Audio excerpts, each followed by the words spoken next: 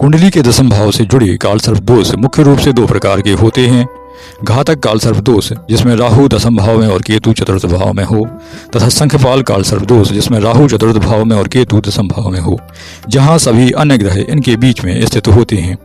ये दोष कैरियर, घर, परिवार और आर्थिक स्थिरता पर बुरा प्रभाव डालते हैं।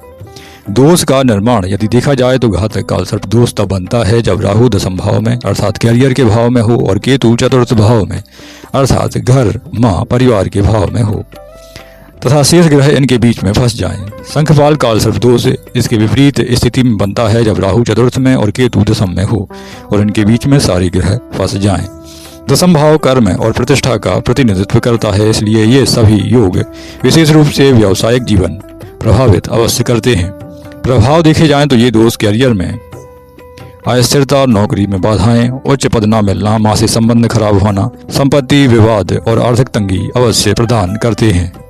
व्यक्ति को मानसिक तनाव, परिवार में कलह और स्वास्थ्य समस्याएं हो सकती हैं। साथ ही सर्प भय से स्वप्न अवश्य आते हैं, अर्थात सपने में सर्पों का दिखना आम बात हो जाती है। कभी ये व्यक्ति को महत्वाकांक्षी बनाते हैं लेकिन सफलता में बाधा अवश्य डालते हैं।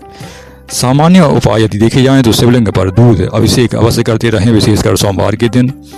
महादेव के मंत्रों का जप या महामृत्युंजय मंत्रों का जप करना आपके लिए दैनिक रूप से बहुत शानदार उपाय रहेगा। नागपंचमी का व्रत रखें और काले तिल लोहे का दान अवश्य करते रहें। त्र्यंबकेश्वर या उज्जैन में कालसर्प दोष का निवारण पूजन अवश्य कराएं।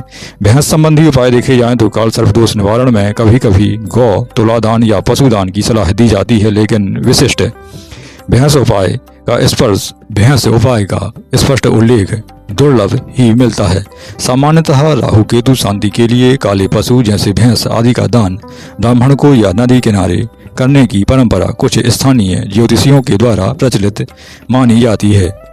इसके स्थान पर सुरक्षित उपाय जैसे चांदी का नाग नागिन का जोड़ा शिवलिंग पर चढ़ाना अपनाएं या पंडितों से परामर्श अवश्य लें, यह आपके लिए उचित रहेगा।